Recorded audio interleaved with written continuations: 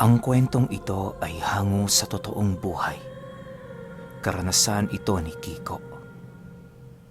Taong 1970, Calbiga, Samar.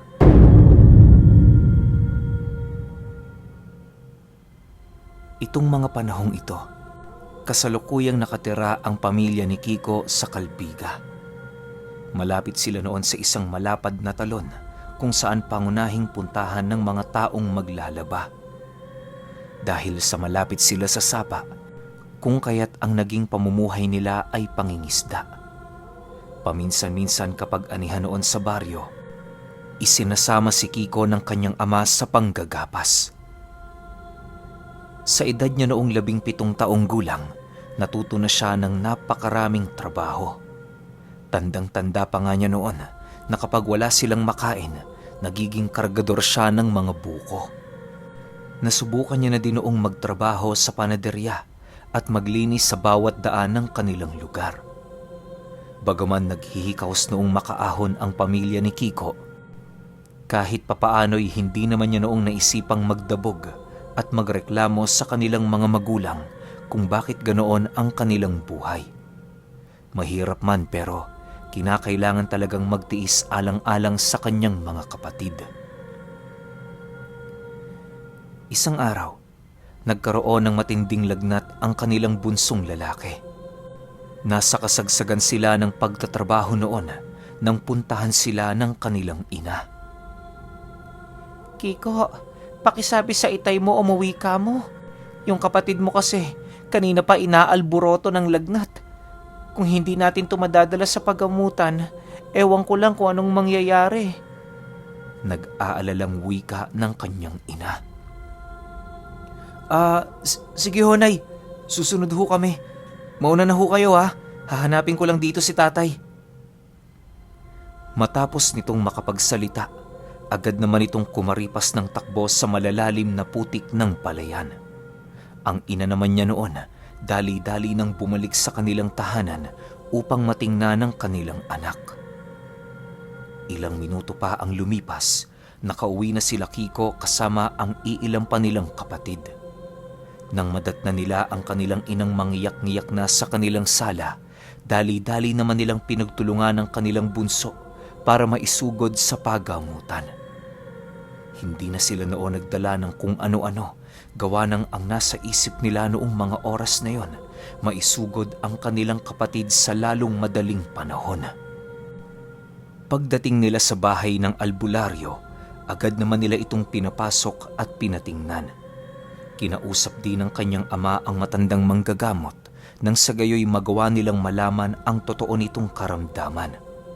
Si Kiko naman, nananatiling nakatitig sa kanyang kapatid na halos malusaw na dahil sa init ng kanyang katawan.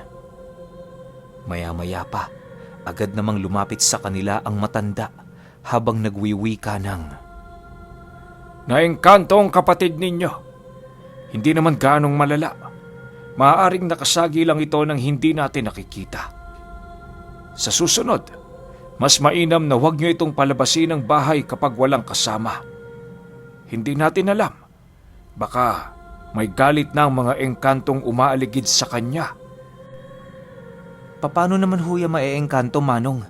Nasa bakuran lang namin yan kapag naglalaro tuwing umaga. Hindi naman yan pinapalabas ng hapon dahil alam naming mapanganib ang paligid. Sagot naman ni Kiko. Nang marinig ito ng albularyo, tumawa lang naman ito habang seryosong nakatitig sa kanya. "Sa totoo lang, iho, nasa paligid lang sila. Kahit nga sa bahay nyo, sigurado akong merong nakatirang engkanto. Kahit nga ngayon, yang inuupuan mo, meron diyang nakatira." Sagot naman ng matanda. Matapos nitong makapagsalita, tumalikod yun sa kanya upang kumuha ng mga langis na kanyang gagamitin sa panggagamot. Si Kiko naman noon, ninais na hawakan ng silyang kanyang inuupuan upang maramdaman ang elementong tinutukoy sa kanya ng matanda. Ilang minuto pa ang lumipas, agad naman siyang napatitig sa albularyo nang masipat niya itong papalapit sa kanyang kapatid. Sa unang haplos nito sa katawan ng kanilang bunso, ramdam na ramdam ni Kiko ang pagkalat ng napakainit na presensya sa paligid. Paulit-ulit na ginawa ng albularyo ang panghihilot hanggang sa dumating ang puntong tuluyan ng bumalik sa normal ang temperatura nito. Matapos niyang gamutin ng bata, binilinan niya sila Kiko na painumin ito ng tubig pagbalik sa kanila at pausukan ng kamangyan kung meron man. Importante kasi ang usok ng kamangyan para sa bata upang magsilbi itong pantaboy sa mga mapaglarong nilalang na hindi nakikita. Iho, bukas wag niyo na munang palabasin yan. Pagpahingahin niyo ng mabuti para makabawi sa mga natamo niyang pinsala sa kanyang katawan. Huwag niyo din kakalimutang painumin ng maligamgam na tubig tuwing hapon at ang pagpaligo dito ay tubig na merong dinurog na papaitan. Paalala ng matanda. Nang marinig ito ni Kiko, agad naman siyang tumayo at dumukot ng kakarampot na salapi sa kanyang bulsa. Humingi pa siya noon ng karagdagan sa kanyang ama para naman kahit papaano'y makabawi sila sa kabutihang ipinakita ng albularyo. Ilang minuto pa ang lumipas, agad naman sila noong nagpaalam sa matanda na uuwi na. Kinakailangan kasi nilang maiuwi ang kanilang kapatid bago sumapit ang takip silim. Gawa ng kinakailangan nitong maiwasan na madapuan ng lamig ng dilim. Pagdating nila sa kanilang bahay, dali-dali naman sila noong nagpausok ng kamangyan alinsunod sa utos ng albularyo. Halos inubos nila noon ang ilang supot ng kamangyan upang masigurong ligtas na ito sa kapahamakan. Sa pagsapit ng gabi, ninais nilang ipagitna sa kanilang pinagtutulugan ng kanilang kapatid para naman kahit papaano'y mabantayan nila ito ng mabuti.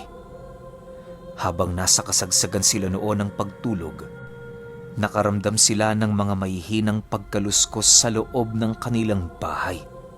Nang marinig ito ni Kiko, doon na siya dahan-dahang kinabahan sa kadahilanang hindi na ordinaryo ang kanyang napakikinggan. Maya-maya pa, laking gulat na lamang niya nang masipat niya ang isang kulay na itim na mga kamay na gumagapang sa papag ng bahay. 3 lamang ang daliri nito at meron itong nagsisitalasang mga kuko. Pagsilay niya sa bagay na yon, agad naman niyang sinapak ang kanyang kapatid upang gisingin ito. Subalit kahit anong pambubulabog ang gawin noon ni Kiko, bigo siyang magising ang lahat ng kanyang mga kasama sa kwarto. Ilang minuto pa ang lumipas, doon niya nasipat ang malalumot na buhok ng nilalang na dahan-dahang lumilitaw sa kurtina ng kanilang silid. Dahil sa kanyang mga nakita noon, dali-dali naman niyang hinatak patungo sa sulok ng bahay ang kanilang bunso. Sa paniniwalang yon ang pakay ng demonyo. Habang inuusog ni Kiko ang kanyang kapatid, rinig na rinig naman niya ang pag-aangil ng nilalang na parabang hindi nito nagugustuhan ang kanyang ginagawa. Sa puntong yon, wala nang nagawa noon si Kiko kundi ang sumigaw ng napakalakas na siyang naging sanhi upang magising ang kanyang mga kapatid at magulang. Paglapit ng kanyang ama noon sa kanya, doon pa lamang tumulo ang kanyang luha habang nagwiwika ng, Tay, nasa panganib po yung kapatid ko.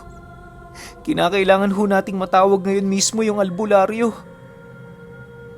Nang marinig naman ito ng kanyang ama, agad naman siya nitong tinanong ukol sa mga nangyayari. Inilahad naman noon ni Kiko ang kanyang mga nakita na siyang ikinaalarma ng lahat ng naroon sa kanilang bahay. Ilang minuto pa ang lumipas, nagpasya ang kanilang padre de pamilya na tumungo sa bahay ng albularyo para makahingi ng tulong. Bagaman malapit nang sumapit ang hating gabi, hindi nito nagawang mapigilan ang kanyang ama. Maya-maya pa, agad naman yung bumalik sa kanilang tahanan kasama ang albularyo. Papungas-pungas pa noon ang matanda ng kanyang mga mata na parabang puwersahan itong dinala ng kanyang ama. Bakit iho? Ano bang nangyayari? May problema ba? Nagtatakang tanong ng matanda. Nang marinig naman ito ni Kiko, agad naman niyang ipinagtapat ang nasilayan niyang nilalang sa loob ng kanilang tahanan. Matapos itong malaman ng matanda, bigla naman itong natahimik nang sa hindi malamang dahilan.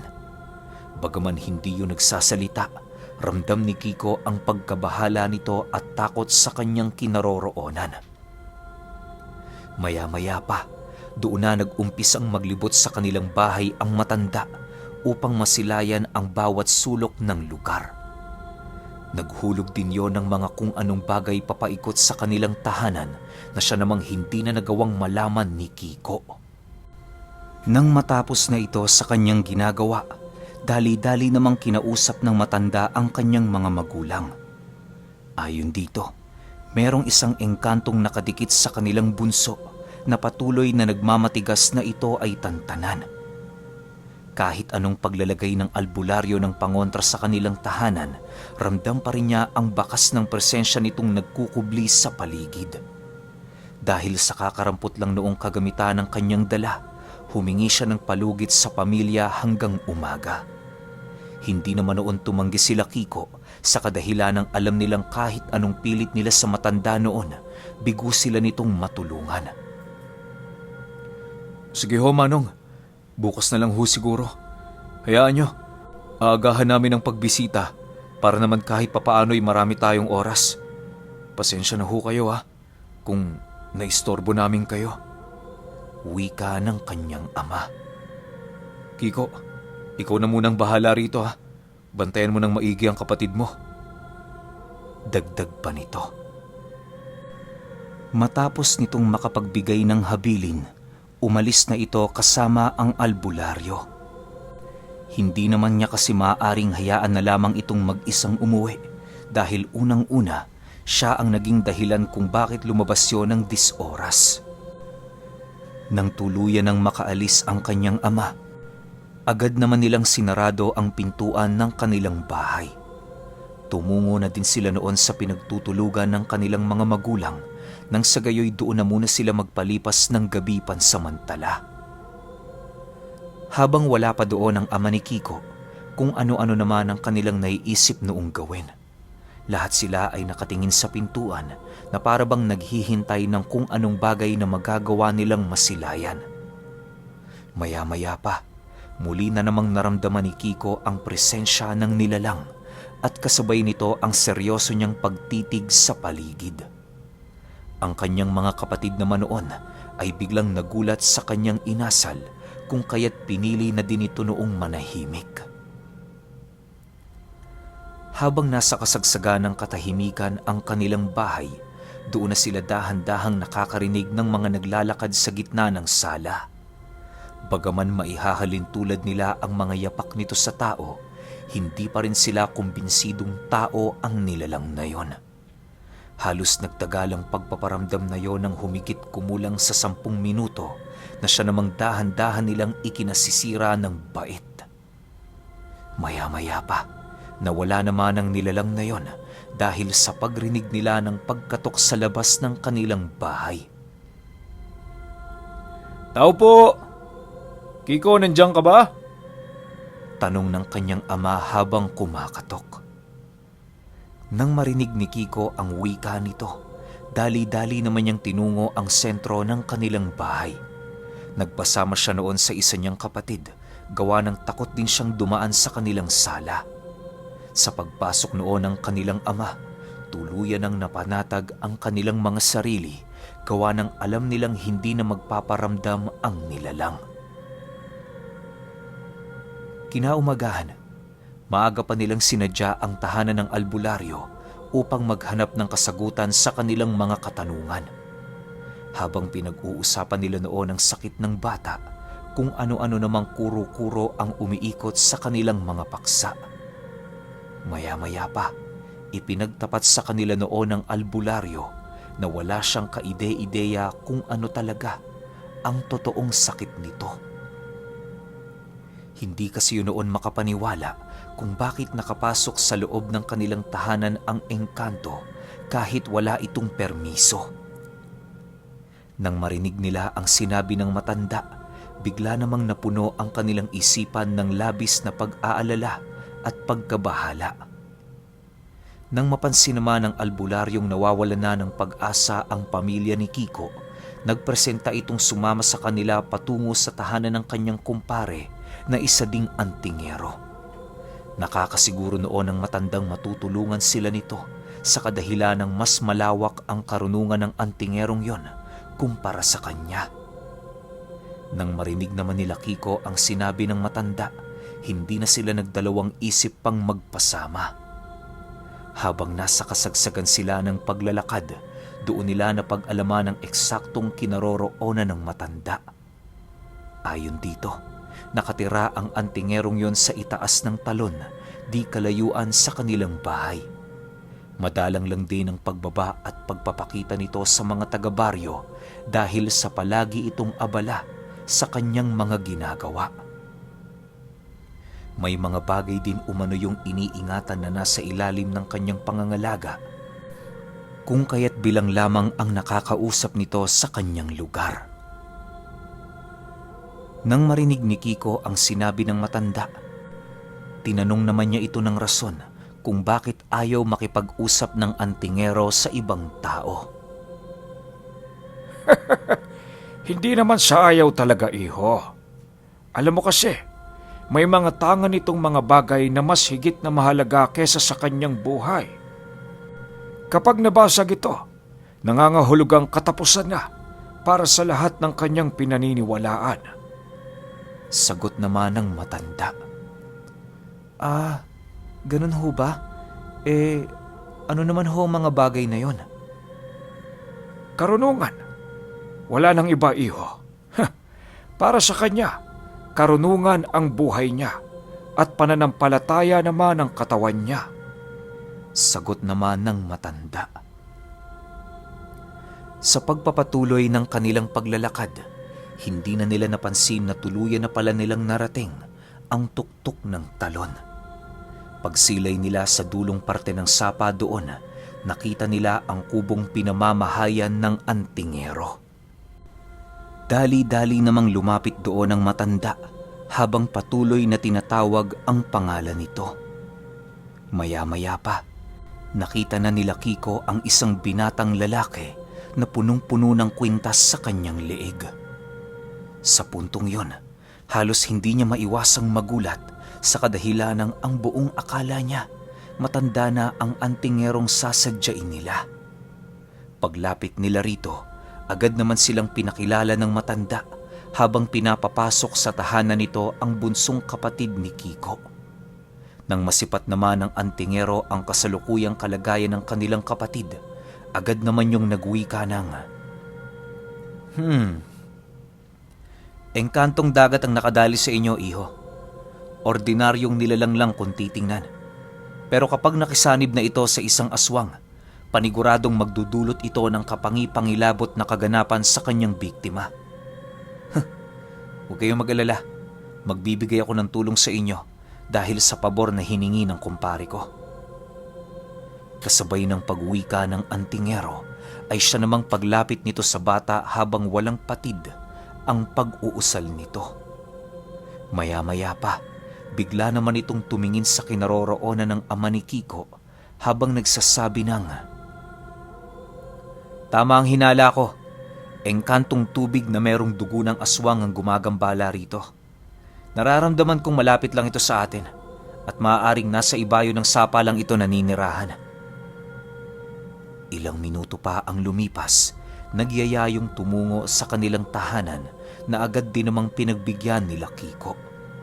Bale, binilisan na nila noon ang kanilang paglalakad nang sa gayoy hindi sila maabutan ng takip silim.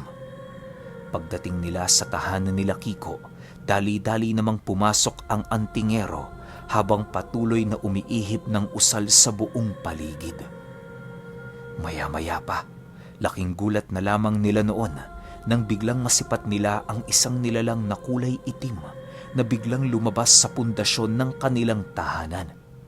Matapos itong maihipan ng dasal ng antingero, paglitaw ng ulo nito, agad naman yung dinakma ng binata at mabilisang dinala papalabas ng kanilang bahay.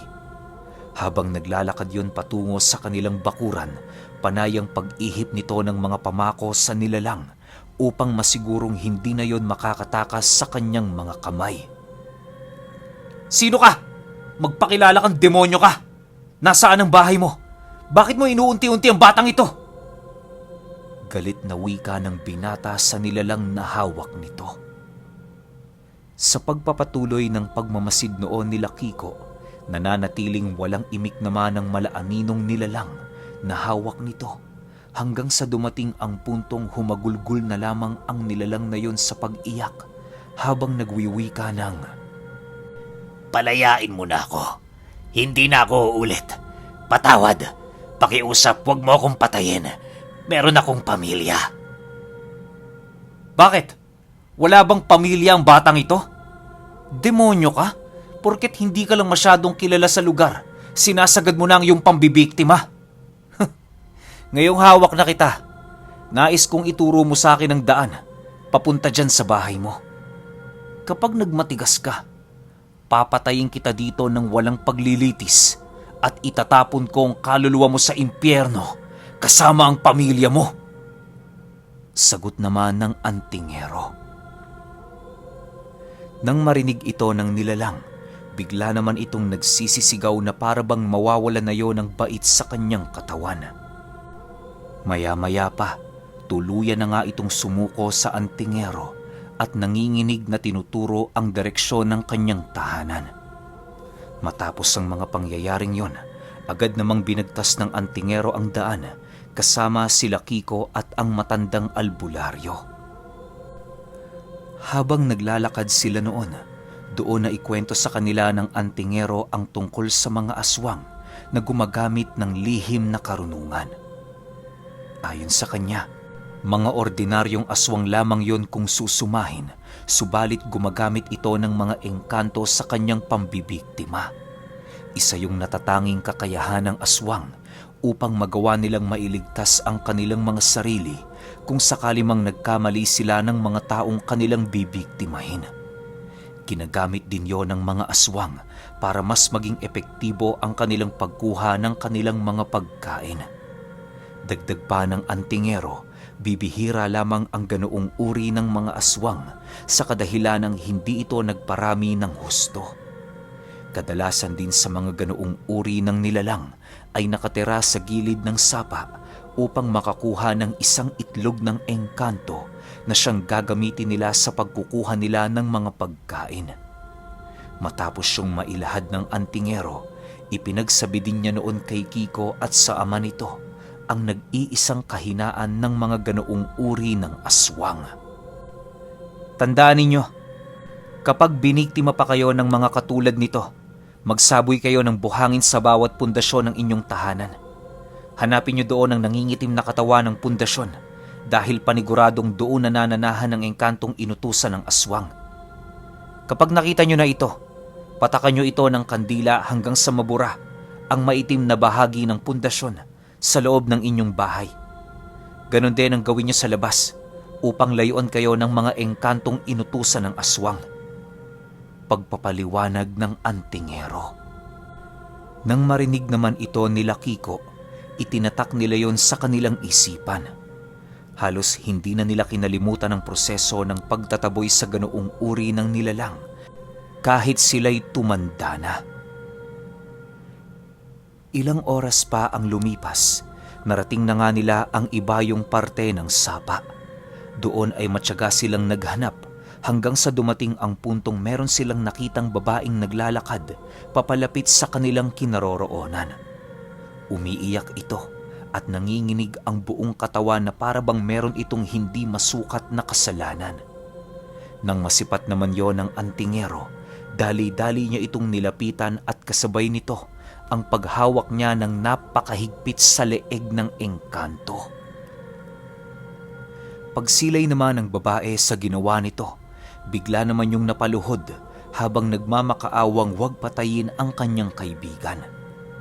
Ilang minuto pa ang lumipas, hindi na nagdalawang isip ang antingerong itarak ang kanyang punyal sa katawan ng engkanto at kasabay nito ang pagwika nito sa babae ng, "Bumalik ka na sa inyo. Lasapin mo ang ilang araw na natitira sa buhay mo. Sibat na! Baka hindi pa ako makapagpigil sa'yo." Matapos itong marinig ng babae, wala na itong nagawa kundi ang kumaripas ng takbo habang umiiyak. Sa pagbalik ng katahimikan sa buong paligid, agad namang umuwi sila Kiko na halos hindi mapakali sa kanilang mga nakita. Ayon sa kanya, na ang paningin niya noong mga oras na yon para siyang pinaglalaruan ng kanyang mga mata. Pagdating nila noon sa kanilang bahay, agad din namang umalis ang antingero nang walang kahit na anong sinasabi. Nagpaalam na din sa kanila noon ang albularyo at ipinagsabi nitong mula sa araw na yon, wala na silang dapat pang ikabahala. Magmula noong napaslang ng antingero ang engkantong umaaligid sa kanila, hindi na muli pang nilagnat o nagkasakit ang kanyang bunsong kapatid. Magpahanggang sa ngayon, labis-labis pa rin ang pagpapasalamat ni Kiko sa dalawang yon, noong minsang nagparamdam sa kanila ang engkantong alaga ng aswang. At sobra-sobra din ang pasasalamat nila noon dahil nakilala nila yung maangas na antingero. Okay, opinyon ko sa kwento. Sayang lang no, hindi natin nakuha yung pangalan ng antingero. Grabe, sobrang lakas. Isipin nyo na lang. Hinawakan niya lang yung kapatid ng bida tapos alam niya na kaagad kung ano yun ang gagambala. Oh, take note ninyo. Dun lalo na dyan sa may mga pundasyon yung bahay kung mga nakatira kayo sa kubo. Ganun pala yung pag-detect. Sayang lang din, hindi nasabi ng aswang kung anong pakay niya, kung bakit niya ginugulo yung kapatid ni Kiko. Kasi wala eh. Pinatay kasi kagad nung maangas na antingero eh. Pero grabe, ang ganda ng kwento na to. Excited na ako mabasa kung anong mga magiging opinion ninyo. Pa-comment na lang ako sa baba. Yun lang. Hanggang sa susunod na kwento. Salamat.